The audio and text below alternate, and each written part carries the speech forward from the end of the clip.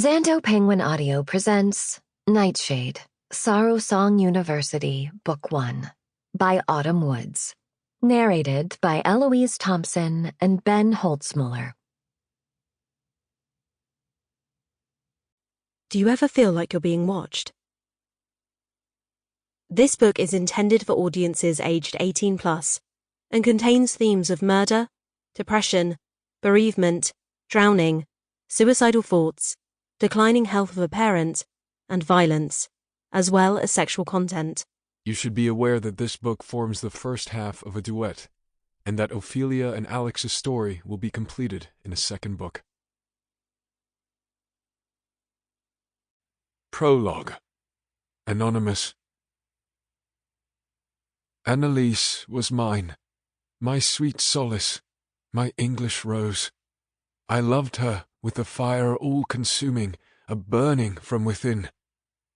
She was mine, and always should have been mine. My love for her was a disease, and disease knows no boundaries. It knows no laws and no repentance. It doesn't care who belongs to who. It'll sever branches from a family tree without thought. And this disease, it crawled its way into my soul and sat there, rotting and festering in the cage that he built for it. That was until it ate its way out through the bars and into every vein, muscle, and bone in my body, until all that was left was the monster he always told her I'd turn out to be. It was supposed to be me and Annalise until the end of time. She'd leave it all behind and hold my bleeding heart in her hand until the cracks started to fuse. But she chose him. Annalise and the girl, they both chose him. Annalise was my treasure, the prize I never deserved. And even with my fingertips outstretched, she was always just out of reach. And do you know what our ancestors did with treasures they couldn't make use of? They buried them. So I did. And Annalise remains as she should have always been. Forever mine. Chapter 1. Ophelia. The week my father was killed, I promised him I'd never set foot at Sorrowsong University. I made him a lot of promises, from the boring and ordinary to the abstract and emotional, that I wouldn't leave my bedroom light on, that I'd follow all my dreams, that I wouldn't shower for too long, and that I'd always love myself. Standing here represents the final domino falling in a long streak of letting him down. The gates of the university stare back at me, the wrought iron twisting into a snarl, daring me to take one more step. The gulls above my head take their mournful cries with them, wise enough to fly away from the castle built into the valley before me.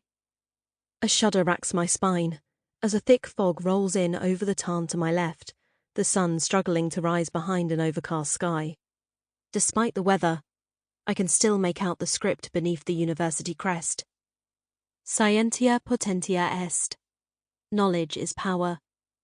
My snort comes out as a white smudge in the bitter air. It's not a surprising motto for a university. Sorrowsong doesn't mean it like other universities do. They're not referring to cures for cancer or faster ways to get to the moon. They're talking about blackmail. Manila folders exchanged in shadowy alleys and business deals conducted underground. Sorrowsong is where the wealthiest of the world's men and women are sculpted into little clones of their corrupt parents, and the air around me reeks of wasted potential. The duffel bag containing my worldly possessions huffs an anxious sigh as I drop it at my feet to rub the sore indents it's left on my shoulders. Through the howl of the wind and the oddly comforting patter of rain against leaves, I can hear the distant buzz of other new students making their way across the drawbridge and into the façade of the castle. I'm already running late, but as the gates creak open via some invisible control, I can't quite will myself to walk through them. A depressing truth gnaws at the back of my mind. I don't even want to be here. But I have no choice. I've not been blessed with forks in the road. I've not stood in the centre of a crossroads and carefully selected my path. Life has funneled me to these ornate black gates. Now it's up to me to walk through them. There are two girls living inside me, one clinging to her final shred of hope, and the other wants to burn the world down. One tugs me backwards, the other forwards. My feet don't move. A loud car horn shocks me out of my internal debate, my shadow appearing over the roughened terrain before me. I whirl around to face two bright lights in the driving rain, drawing closer by the second. Frozen in place by panic, I shut my eyes, bracing for the impact. But it never comes. Just the squeak of brakes and the gentle kiss of cool metal against my thighs. I pop an eyelid, my gaze connecting with an angel. A woman cloaked in silver, bending down before me. The spirit of ecstasy. The figurine is delicate, almost apologetic, unlike the rest of the classic Rolls-Royce Phantom, which is about an inch from crushing me into the muddy trail beneath my feet. The haze of the rain in the headlights leaves the driver anonymous, but the deep, angry voice that wafts from the window raises the hairs on the back of my neck. What in the ever-loving fuck do you think you're doing? Are you trying to get killed?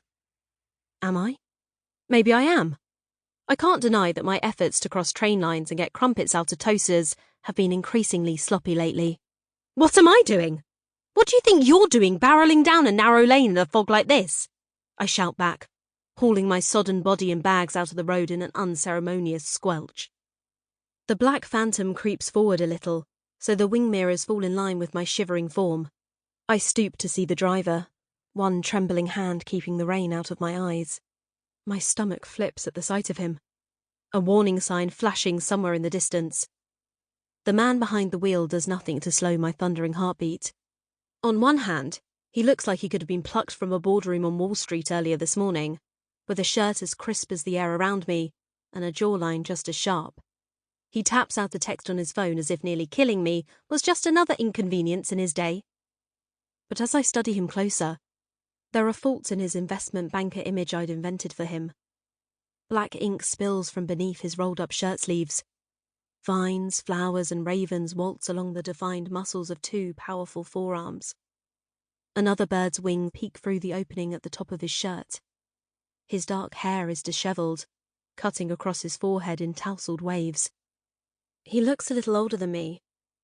Unease prickles the back of my neck, and I'm paralysed momentarily by a pair of intense green eyes that morph from irritated to curious as he finishes whatever it is he's doing, chucks his phone in the centre console, and turns his attention to my bedraggled appearance. Silence unravels between us, his head dipping a fraction to see even more of me. Under the sombre lighting of the storm, he looks ethereal.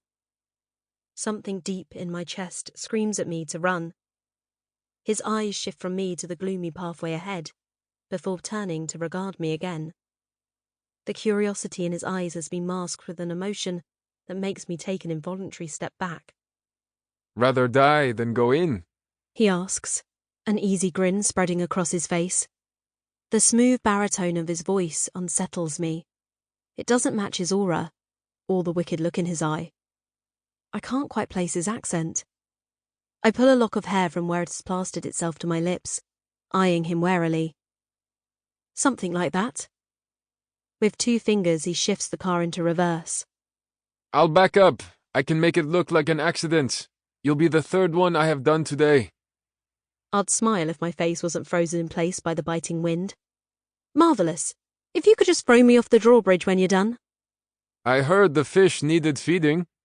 His immaculate shirt strains over his broad chest as he leans away from me to unlock the passenger door, but I don't miss the Patek Philippe hugging his wrist as he lazily drapes it over the driver's side window.